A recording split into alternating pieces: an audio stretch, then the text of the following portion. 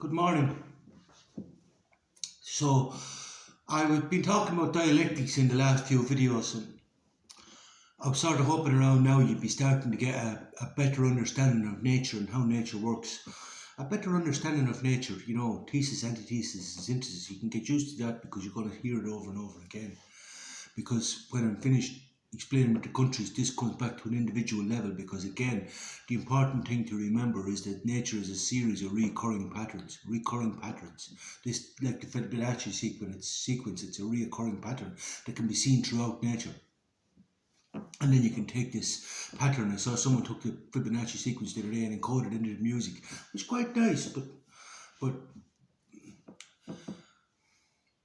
you can take this pattern and use it like in multiple applications. Like it can be seen in flowers, can be seen in humans, and as Da Vinci used to look for patterns, like the proportions of man.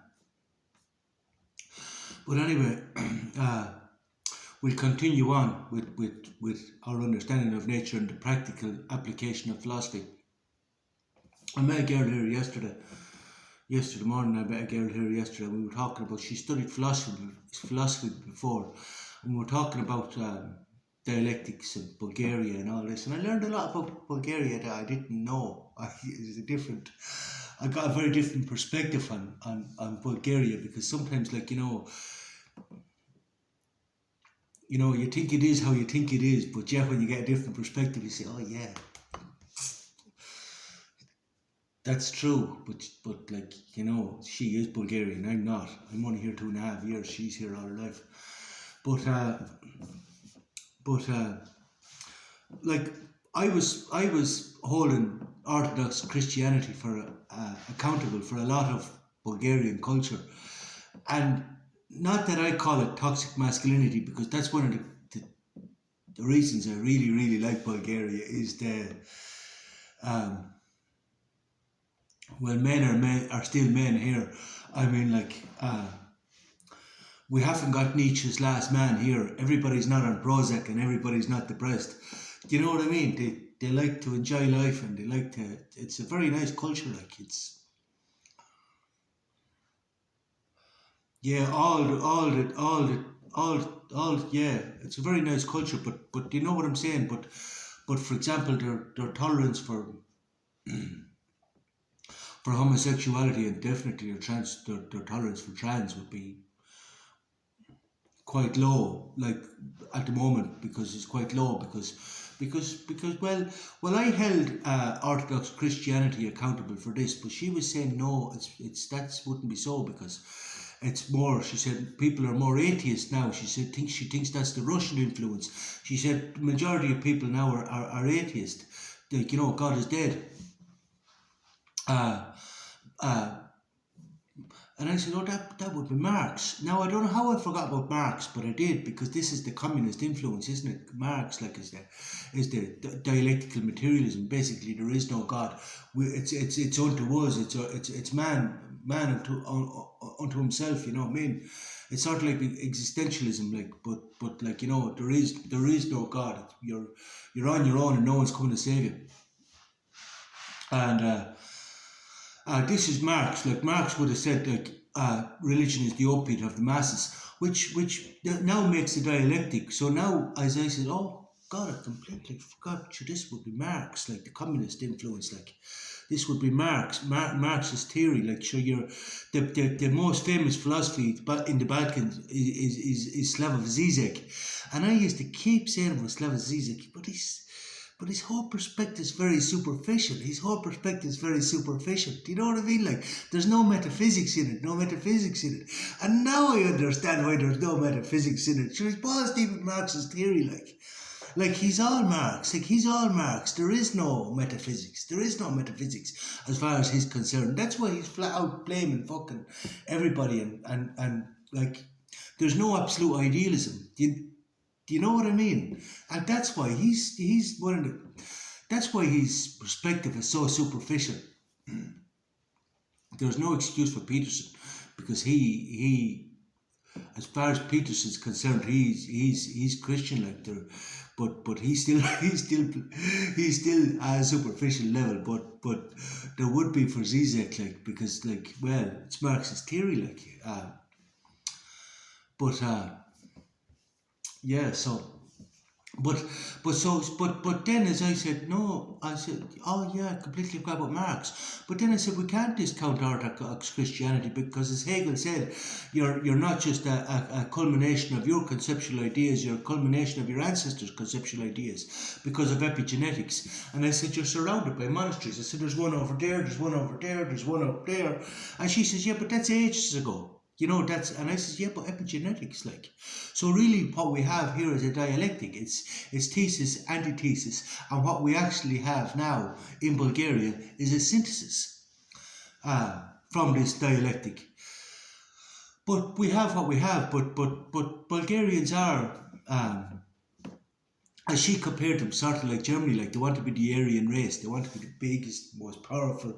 But they're right, like, But their focus is right. They don't want to be like Leach's last man, because she was saying, like, they don't want this Western thing, this weakening of man, the taming of man. They don't want the taming of man, and that's what has resulted in Nietzsche's last man, is the taming of man.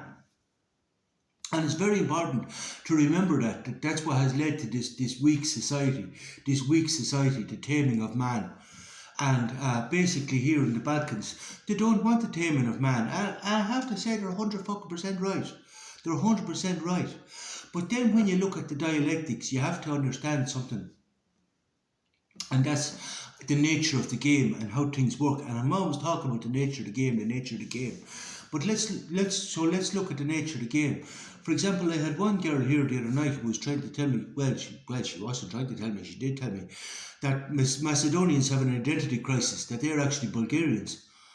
And I was like, where are you going with that? Sure, I said Alexander was Macedonian, like. Alexander was Macedonian. I said this was the Macedonian Empire before it was everything. Now, I'm not big on history I do philosophy, I don't do history, but as part of my philosophy, of course, I would have said, Alexander was a student of Aristotle, and as far as I'm concerned, that makes him a Stoic, because he had an understanding of nature. He understood the game, and there would have been no conflict with Alexander as a consequence of his actions. But I said, but sure then. But then one of the boys was telling me here, then after this, this was the Ottoman Empire, was part of the Ottoman Empire, and then they had their own empire, the Byzantine Empire. So there's after been several, the dissolution and creation of empires, and Bulgaria has after been mixed up in it all, but it's a synthesis of it all. But regardless, we have what we have, but so we'll explain the nature of the game. So she was saying to me that the Bulgarians don't want anything, and I said, they don't want anything. I said, but sure, the fact I said that there is a desire being created is that's changing, it's subject to change. I said, if you go into Sofia at the moment, I said, like I was talking about, nobody can prey on the Danes because they're too fucking, they're too strong, their economy's too strong. Like, you're not going to go, the Americans aren't going to go and put a call centre in Denmark. So it makes absolutely no sense. They can't prey on, when the economy's too strong, you have to pay too much money.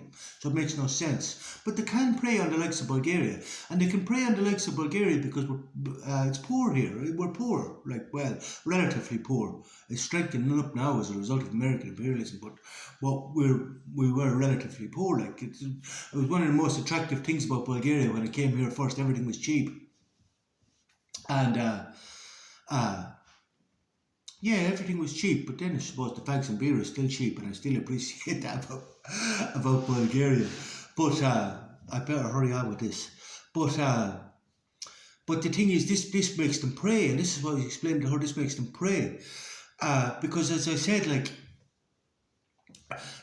if you think about, so we'll come back to dialectics and the nature of the game. The Gauls, back in the time when Julius Caesar invaded France, the Gauls used to just ride around on horses, pluck chickens, have sex. They just were enjoying their life, with a simple life. They were just enjoying life. And they didn't want any of these aqueducts or any of these buildings or any of this Roman civilization. They didn't want it. But that doesn't mean they weren't getting it, because as the universe keeps saying to me, it doesn't matter what you want, it doesn't matter what you want.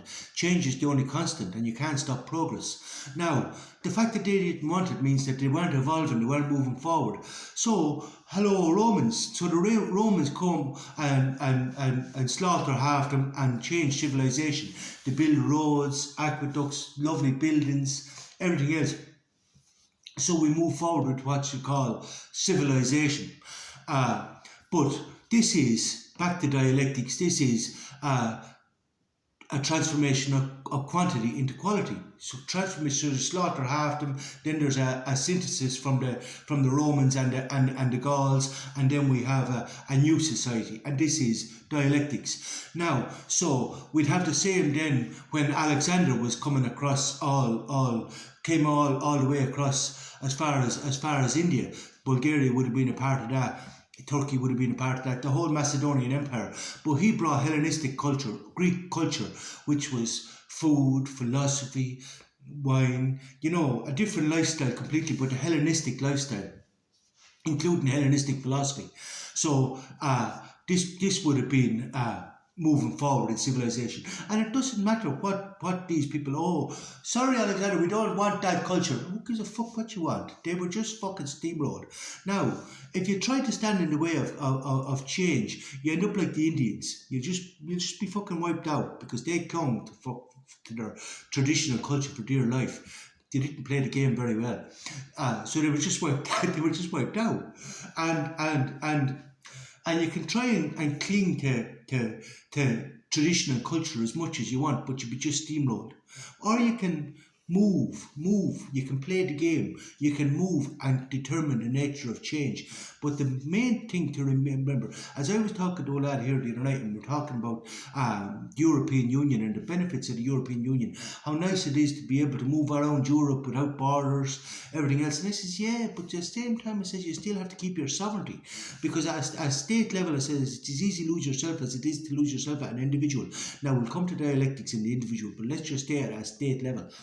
So what I was saying to her is, if you look at Sofia, the first thing to do is to create desire. Now, the rules of engagement has changed, because I was explaining about dialectics and negation of the negation, and we now have higher concepts. But the concepts is still the same concept, but a higher concept. In other words, we're not coming in and slaughtering anybody, but the Americans are coming in, buying up all your prime retail, putting in call centres, enslaving people. But the enslaving them now is a process. It's a process because okay, so you give them the money, then you buy up all their prime retail, you sell them designer American clothes through aggressive marketing. They're paying, like I used to pay a lead for coffee, and now they're paying 5, 6 lead in all these fancy coffee houses. They want to sit in the fancy coffee houses, because again, we don't create the concept. Now I'm going to come to and we'll talk about concepts another day, but we don't create the concepts, because it was just, I'm going to talk about this another day. But this is absolute imperialism. You have to remember, we don't create the concepts. I was only looking at that yesterday, paying £1,000 for a meal in Salt Bay's restaurant, and I'm just there, for a lump of steak, like. I've seen whole cows bought for €600 or €700. But anyway, we don't create the concepts. But I'm going to talk about concepts and what is within our control in that regard in another video. But we're still on dialectics. So to create desire, and then of course with this desire, people want more, because when you get much, you want more, because the desire increases as you satisfy these desires. The desire increases, and then they come in, of course, and they loan you money. Now they own you. And now we're into the boom and bust thing, where they inflate the market, crash the market, take your shit. So can you understand now? This is dialectics, but they'll end up owning you, basically. And if you're conscious of this, and then she was saying, yeah, but that's only in Sofia. And I said, yeah, but it's like throwing a stone into the pond. The ripples go outwards. And she said, yeah, but up in the mountains and the villages, we have absolutely no interest in these expensive coffees, or no interest in moving into the city. We're happy in the villages, and we're happy. And I said, yeah, but you can't afford bread. The older people can't afford bread. And she said, yeah. And this And then this only clicked with me as I was talking to her. And she says, yeah, but they're coming out now, they have mobile jobs. You know, the people doing the customer service, they work mobile and they come out to the villages and they can work in the villages and have a cheaper lifestyle and everything else. I says, yeah, but they also have more money, which now creates the desire, because whereas you don't have the desire, you're now watching these fuckers drive into the village in a nice big car. You're watching these fuckers eating nice meals. You're watching these fuckers buying rounds of drinks for the pubs because they'll create the desire. Even not among the current generation, among the ones that is up and coming, they will all want this shit. You're creating the desire. But this is imperialism. Do you understand? This is dialectics. Bye.